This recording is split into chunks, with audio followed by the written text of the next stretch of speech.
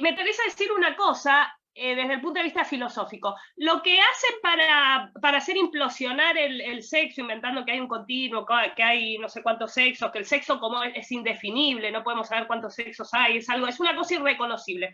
Lo que hacen es pasar de una definición funcional del sexo. El sexo, las definiciones esenciales en filosofía, al menos en la que yo hago, son funcionales, es decir, dependen de una función. El sexo depende de una función. La función es única, es la reproducción, y conforme con esa función hay dos únicos sexos que son los que contribuyen a esa función, macho y hembra, ligados a la función reproductiva. Entonces, la definición de sexo es funcional. Incluso la definición de las esencias, ¿no? Las esencias son funcionales. La mujer tiene una definición funcional, dinámica, ¿no? Dinámica, procesual y demás. Lo que hacen estos ideólogos es transformar esa definición funcional, conforme con la cual hay dos sexos, en una definición descriptiva. Descriptivas, no sé, qué sé yo, agarran determinada clasificación, ponele, no sé, un gen o no sé qué parte de un gen, no tengo idea de biología, ¿no? Pero toman alguna propiedad descriptiva y clasifican a partir de ahí. Entonces, conforme con esa propiedad descriptiva, resulta que hay 20.000 sexos, qué sé yo, porque todos son distintos, porque tienen una formita distinta, porque el tamaño, qué sé yo, entonces tenemos 20.000 sexos. Bueno, pero ¿cuál es la función de esos sexos? Entonces, lo que tenemos que insistir nosotros para salir de esta trampa es decir, no, la definición nuestra del sexo es funcional, así que hay dos sexos que realizan una función. Los intersexuales, muchos realizan la función, porque muchos no saben ni que son intersexuales, pueden pasar su vida sin saber que son intersexuales, y algunos son infértiles porque justamente hay una anomalía funcional, entonces no pueden realizar la función. Conforme con lo cual hay dos sexos y nuestras definiciones son funcionales, y ellos quieren hacer definiciones descriptivas que hagan otra cosa, otra clasificación, pero no toquen el sexo. Los derechos de las mujeres se basan en el sexo y no se tocan. Paso entonces a lo que iba a ser mi exposición, en continuidad tampoco con lo que venía diciendo, también con lo que venía diciendo Natalia y Estefanía, un poco porque yo quería arrancar con el tema de derechos humanos, ¿no? Y mostrando cómo esta cuestión de la identidad de género es un golpe, lo que yo llamo un golpe blando a los derechos humanos, un golpe blando a la institucionalidad de los derechos humanos, que lo que hace es eliminar los derechos humanos. Entonces, ¿por qué digo esto? ¿Qué son los derechos humanos? Los derechos humanos son los derechos de todas las personas que nacen libres, iguales en dignidad y derechos, sin distinción alguna de raza, color, sexo, idioma, religión, opinión política, bla, bla, bla. No hay distinción, todos somos iguales. Es decir, al Estado no le importa cómo yo me percibo, si me percibo lavarropa, inodoro, palmera, no le importa con quién yo me acuesto, no le importa cómo me represento, cómo me levanto hoy, si tengo fantasías alucinatorias o representaciones reales. Al Estado lo que le interesa es que todos somos iguales, me represente yo como me represente. Entonces, este es el esquema de derechos humanos que se basa en la naturaleza social, racional y material de los seres humanos, ¿no? En una realidad objetiva, pública y universal para todos. El paradigma de la identidad de género que se hace pasar por un derecho humano y que se infiltra en el armado de los derechos humanos para desmantelar toda la institucionalidad de derechos humanos, en realidad se basa en las distinciones, justamente en las distinciones particulares de cada uno. Es mi representación, mi fantasía, mi deseo, y eso es lo que tengo que hacer valer, eso hacen valer como derecho universal objetivo. Entonces, el esquema es al revés. Mientras que los derechos humanos no reconocen distinción y valen para todos iguales, acá no hay ninguna igualdad posible, porque además sabemos que la ideología posmoqueer es una ideología posmoderna, relativista y subjetivista, para el cual los derechos humanos es un metarrelato de la modernidad colonial, imperialista, eurocéntrico, bla, bla, bla, un dispositivo de control y disciplinamiento, toda esta vulgata que instalaron los posmodernos. Entonces sabemos que no hay universalidad, sabemos que no hay nada común entre los seres humanos para estos ideólogos, por lo tanto lo que valen son las particularidades, un subjetivismo, un relativismo a ultranza, que yo llamo onanismo jurídico. Justamente ese es el título que pensé para un artículo en Tribuna que quiero escribir con esto mismo, tomando esto que estoy diciendo acá, que me hizo pensar para escribir ese artículo. Es un onanismo jurídico, es decir, es mi goce masturbatorio que lo introduzco y lo hago valer como un derecho humano universal. Este es el modo, entonces, en que estos ideólogos se han filtrado en el armado, en la institucionalidad de los derechos humanos para socavar todo derecho humano. Ahora, hay una cuestión, que es que para que la identidad de género valga como derecho humano, que es lo que pretenden estos ideólogos, lo que han instalado, la identidad de género tiene que aplicar para todos. Es decir, los derechos humanos son para todos. Entonces, la identidad de género no puede ser una realidad de algunas personas cuyas autorrepresentaciones corporales no condicen con su cuerpo, que se perciben en otros cuerpos que no son. Es decir, no puede ser una definición que se ajuste a ese fenómeno. Tiene que ser una definición que se ajuste a todos, porque si no puede valer como derecho humano universal. Entonces ellos necesitan una definición universal, y de este modo entonces es que han convertido la identidad de género en una propiedad, en una determinación esencial de toda persona. Y es así como la hacen pasar por un derecho humano. Entonces, la identidad de género aplica para todos, no aplica para algunas personas cuyas representaciones corporales no condicen con su cuerpo, aplica para todos. Y esto está manipulado desde la misma definición de Yoga Carta de Identidad de Género. Entonces, lo que a mí me interesa mostrar primero es justamente cómo opera eso en la definición misma que dan de identidad de género de Yoga Carta. No quiero decir con esto que la identidad de género podría ser definida de otra manera, un poco más realista y más ajustada a la realidad fenomenológica de personas cuyas representaciones no son acordes a su cuerpo, ¿no? Que tienen representaciones contrarias a su cuerpo y que necesitan eliminar su cuerpo para ajustarse a esas representaciones. Podría haber una definición de identidad de género más acorde a una fenomenología realista, pero la definición que da Yoga Carta es una definición totalmente ideológica, que justamente lo que hace es introducirnos a todos, encajarnos a todos una identidad de género con la siguiente definición, que me interesa analizar someramente para ver la gravedad de esto. Bueno, dice, la identidad de género es la vivencia interna, individual del género, tal como cada persona la siente profundamente, la cual podría o no corresponder con el sexo asignado, lo que venía diciendo Lorena, ¿no? Esto que el sexo se asigna de afuera, al momento del nacimiento, incluyendo la vivencia personal del cuerpo, que podría involucrar la modificación de la apariencia o la función corporal a través de medios médicos, quirúrgicos o de otra índole, siempre que la misma sea libremente escogida, y otras expresiones de género, incluyendo la vestimenta, el modo de hablar, etc. Entonces, lo que me interesa ver es cómo manipulan la definición para encajarnos una identidad de género a todos, y una identidad de género que es, desde el punto de vista antropológico, psicológico, filosófico, esquizoide, es psicotizante. ¿Por qué digo esto? Primero, nos encajan a todos identidad de género. Por eso dice la definición, corresponda o no con el sexo. Es decir, el que se percibe en otro cuerpo que no condice con su cuerpo real, o nosotras que nos percibimos en nuestra identidad sexual femenina, tenemos todos identidad de género. De este modo, universalizan la identidad de género como una condición esencial. Este es el requisito sine qua non para hacer funcionar esta categoría como derecho humano. Si no, no la pueden hacer pasar por un derecho humano. La podrían hacer pasar en otros términos realistas, ¿no? Pero en los términos posmo-relativistas de esta gente es la única manera para hacerla pasar para todos. Para todos vale la identidad de género porque todos tenemos un sentimiento de género que condice o no con el cuerpo, con el sexo asignado. Entonces, como se trata acá de un sentimiento subjetivo que no sabemos qué cuerno es, no sabemos cuál es su contenido real objetivo, lo único que da contenido real, lo único que da una medida real, objetiva y concreta a este sentimiento que no sabemos de qué se trata es el sexo. Por eso agregan ahí, corresponda o no con el sexo. Necesitan el sexo para que este sentimiento, que no sabemos de qué va, tenga cierta inteligibilidad. Ahora, el sexo que introducen ahí es un sexo totalmente ideológico. Como decía Lorena recién, el sexo asignado.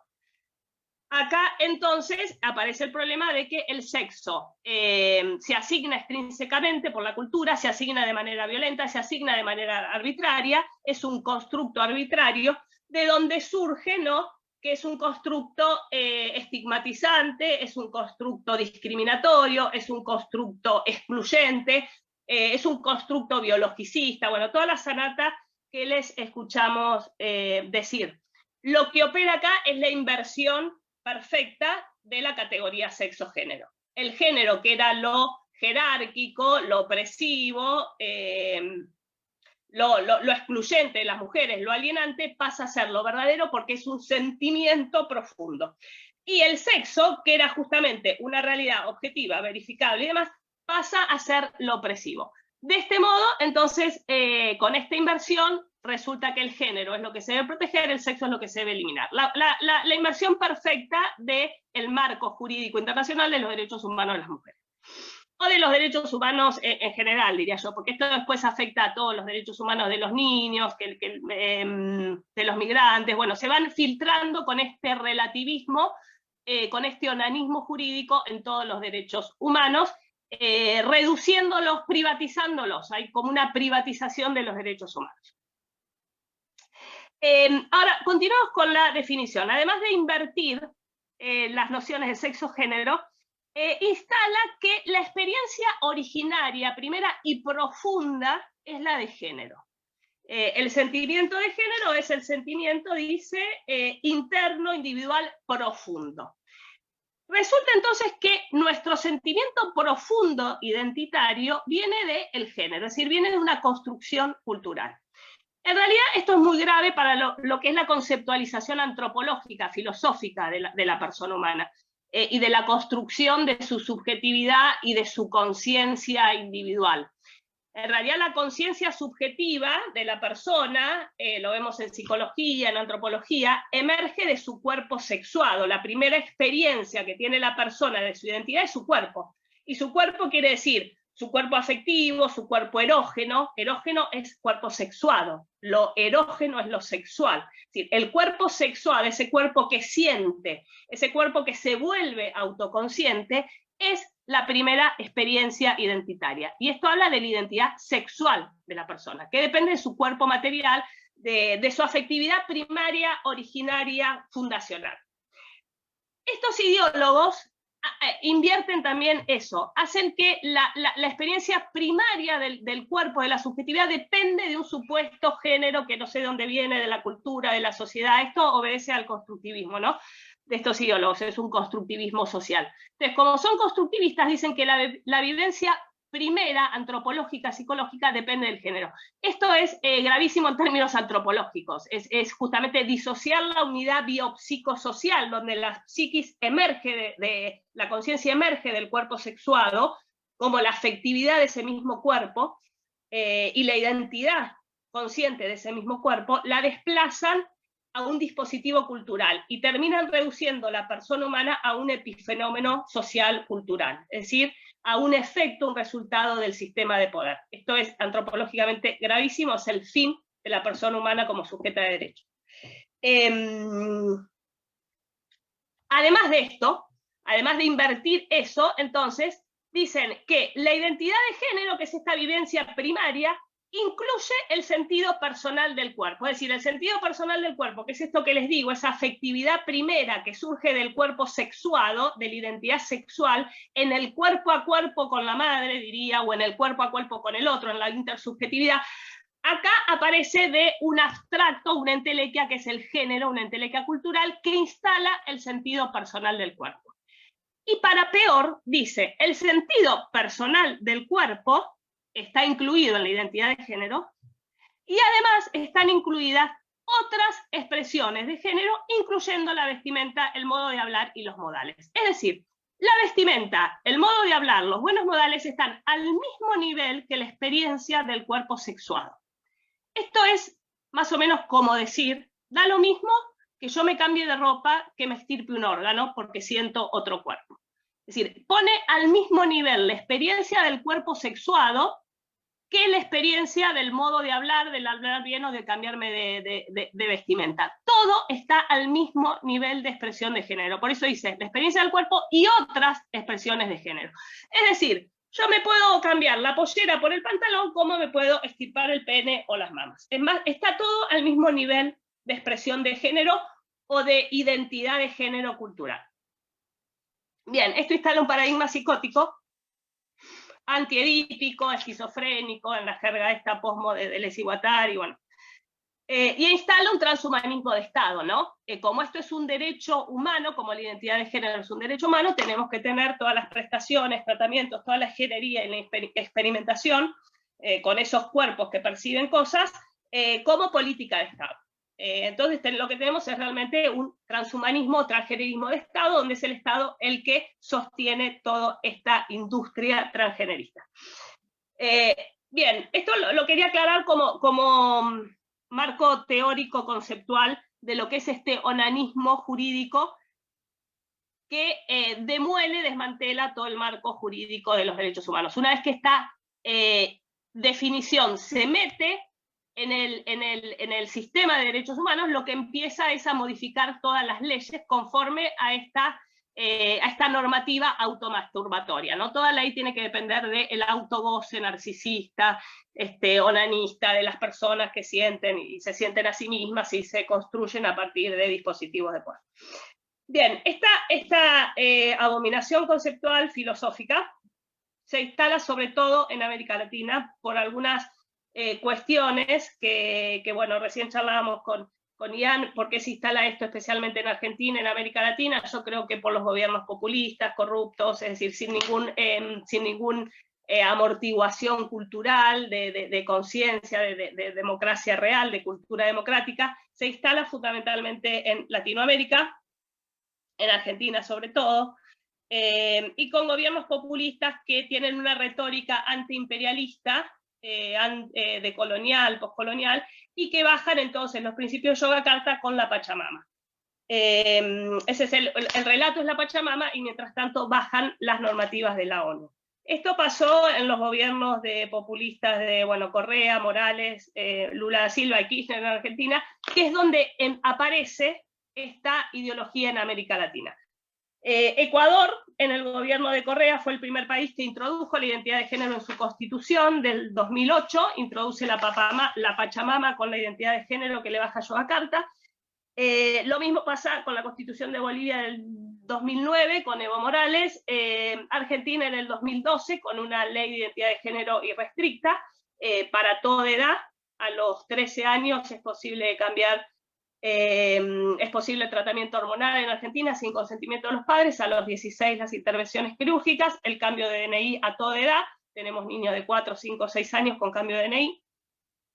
Esto aparece en el 2012 en Argentina y en el 2013 en Brasil, es decir, en sintonía con todos estos gobiernos populistas que bajan la retórica antiimperialista y la normativa hegemónica de Open Society, ONU, bueno, sabemos todas las agencias satélites de la hegemonía capitalista y del mercado. Bien, no sé cómo vengo de tiempo, por ahí me falta bastante porque quería ir ahora a Argentina. ¿Qué pasa con Argentina? En realidad la ley de identidad de género, cuando es sancionada, no es el fin de este proceso, es el principio del proceso de desmantelamiento de los derechos humanos de las mujeres, como lo estamos viendo, ¿no? Como lo veíamos recién con Lorena, con Estefanía, con Natalia. Una vez que se mete la identidad de género con su onanismo automasturbatorio normativo, empieza a bajar toda ley en un proceso que está muy bien orquestado internacionalmente. Este proceso empieza desde la ley de identidad de género y avanza, ¿no? En Argentina avanza sobre todo a partir del 2019, cuando aparece lo que se llama el Ministerio de los Géneros, en plural, con una nueva categoría que son todos los géneros identitarios, incluidas las mujeres. Entonces el Ministerio se llama de Mujeres, Géneros y Diversidad. Y este es el primer paso para incluir a las mujeres en la cadena significante de los géneros, ¿no? Los géneros LGBTI, al poner mujeres y todos los géneros, las mujeres quedan introducidas en el aparato de los géneros, de las identidades genéricas. ¿Y qué hace simbólicamente esto? Ya que hablábamos recién de la simbólica, ¿no? El lenguaje, cómo opera el discurso acá. El discurso opera como opera en la posmodernidad y en la posmodernidad queer, vaciando de contenido las categorías. Vacían de contenido los derechos humanos, privatizándolos con un criterio automasturbatorio, vacían de sentido la categoría mujer al ponerlo en esa lista de identidades de género. ¿Qué significa mujer en esa lista LGTBIQ? No significa nada. Si intentamos ver qué significa mujer en la lista, vamos a ver que no significa nada. Mujer puede significar, con respecto a lesbiana, una elección de objeto sexual, el objeto sexual pene, entonces podemos decir, bueno, las mujeres son las que eligen el pene, pero los gays también eligen el pene y no son varones, los gays tampoco. Entonces, ¿qué distinguiría a mujeres de gays? Habría que ver, por otro lado, las mujeres trans, ¿qué tienen en común con las mujeres de la lista, ¿no? M y mujer trans, ¿qué tienen en común ambas mujeres, cis y trans?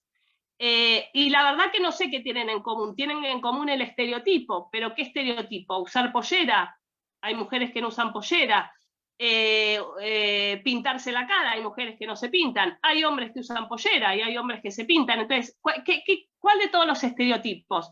Vamos a ver que no hay nada. Es decir, no hay ningún contenido real para la categoría mujer en esa lista nominal. No tiene ningún contenido concreto, es simplemente un blef, un nombre que en realidad todos sabemos lo que significa mujer, por eso creemos que significa algo, pero cuando lo analizamos nos damos cuenta que no significa nada. Y esta es la operación central. La operación del Ministerio de los Géneros, la medular, es ubicar a la mujer en esta lista de vocales para vaciarla de contenido. Esto cumple una función minorizante de las mujeres son una más de, ya no son el 51% la mayoría absoluta, sino una minoría más. Guetifican la categoría mujer, como guetifican todos los géneros identitarios, y además normalizan los estereotipos sexistas, porque mujer ahí está asociado a un estereotipo sexista que en realidad no sabemos qué significa, porque el género, en realidad cuando hablamos de género, y hablamos de género como categoría jerárquica, el sexo es inmanente al género. Es decir, cuando hablamos de género hablamos de una relación con el sexo. El sexo es inmanente al género. La mujer, en su biología, la biología de la mujer es constitutiva de lo cultural y lo cultural es constitutivo de lo biológico. Es decir, ahí hay una unidad funcional. Entonces, cuando hablamos de género hablamos de eso, pero como acá vaciaron el género del sexo, entonces no significa nada. No significa absolutamente nada. Significa un estereotipo que no sabemos lo que es, pero que sí sabemos que pone a las mujeres en el lugar de la exclusión. Lo importante es poner a las mujeres en el lugar de minoría y de exclusión. Las mujeres excluyen a las lesbianas, las mujeres excluyen a las bisexuales, las mujeres excluyen, ¿no? Las mujeres están puestas en el lugar de la exclusión. Entonces, el Ministerio de los Géneros en Argentina es el primer paso para desmantelar todo el sistema normativo de las mujeres basados en el sexo. Y esto opera con un presupuesto del 3,4% del PBI. El gobierno que tiene una pobreza del 60% en este momento, le otorga, sin embargo, el 3,4% del PBI a la agenda de género.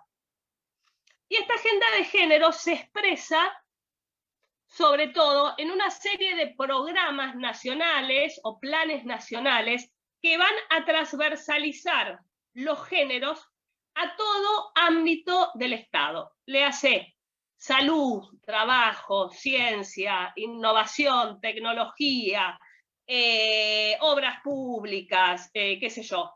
Toda área del Estado está atravesada por esta agenda de los géneros. Entonces, este ministerio baja programas para la igualdad de géneros, para achicar la brecha de géneros son todos, ¿no? Muchos, en todas las áreas del Estado: tecnología, innovación, salud, ciencia,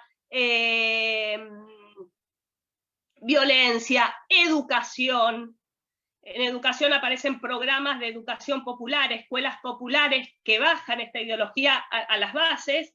Se filtran en la ley Micaela, que es una ley para dar instrucción, enseñanza, formación de género y violencia contra las mujeres, la convierten en violencia contra todos los géneros, y la bajan al lenguaje. Lo más patético, ¿no?, es que el lenguaje jurídico, que ya hablábamos recién, esto no, bueno, lo omito porque hablábamos recién, el lenguaje jurídico en la norma, y el lenguaje vulgar. Ahora, lo más patético es que el Ministerio de los Géneros creó una guía para el lenguaje inclusivo, para enseñar este lenguaje inclusivo. Es una guía que se llama Renombrar. Entonces, esa guía la bajan a todas las instancias del Estado por esta transversalidad y le enseñan a la gente a renombrar. Cómo tienen que renombrar con la E, neutralizar, evitar toda marca de diferencia sexual en el discurso, lo que hablábamos recién. Y esto lo bajan, por ejemplo, esta guía renombrar que le enseña a la gente esta jerga, ha sido asumida, por ejemplo, por el Banco Central de la Nación Argentina, por el Ministerio de Salud, por la Secretaría de Comercio e Interior, por la Administración Nacional de Seguridad Social, por las universidades, por la Administración Nacional, por obras públicas, bla, bla, todos asumen la guía renombrar. Muchas universidades, a mí como docente en la Universidad de Buenos Aires, me obligaron a usar el lenguaje inclusivo. En un seminario que di sobre Luz Irigaray, me escribieron la web, me la escribieron con la X. Entonces, pedí por favor que me sacaran la X. Lo perdí 3 veces. No me sacaron nunca la X. Es decir, yo como profesora en la Universidad de Buenos Aires soy obligada a usar este slang, esta jerga, inclusive en un seminario de diferencia sexual, en un seminario donde yo lo que tenía que hacer era mostrar la diferencia sexual en el discurso y visibilizar a las mujeres en el discurso. Pues bien, la universidad me sacó a las mujeres del discurso y me puso la X. María, tienes 2 minutos. Listo, voy cerrando. Entonces, ¿qué hace este lenguaje, esta jerga? Disociar mente y cuerpo, ¿no? Poner a la persona con funciones gestantes, la disociación, que es lo que permite la fragmentación y la explotación, ¿no? De funciones que están desagregadas de la unidad biopsicosocial de la persona. Bien, lo cierto es que, yendo a los hechos, como el presupuesto específico de las mujeres, resulta que ahora se tiene que repartir entre todos los géneros. Entre todos los géneros significa con los varones, ya no tenemos más presupuesto de mujeres, sino que lo compartimos con los varones. Lo cierto es que no tenemos refugios para las mujeres, no tenemos subsidios para las mujeres, no tenemos planes de salud especiales para proteger a las mujeres a la infancia, no tenemos patrocinio gratuito para las víctimas de violencia contra las mujeres, etcétera, etcétera. Nuestro presupuesto se ha esfumado entre todos los géneros y sobre todo entre los varones que se autoperciben mujeres, que gozan de un presupuesto enorme. Entonces, esta es la triste realidad de las mujeres en Argentina y veamos cómo podemos frenar esto.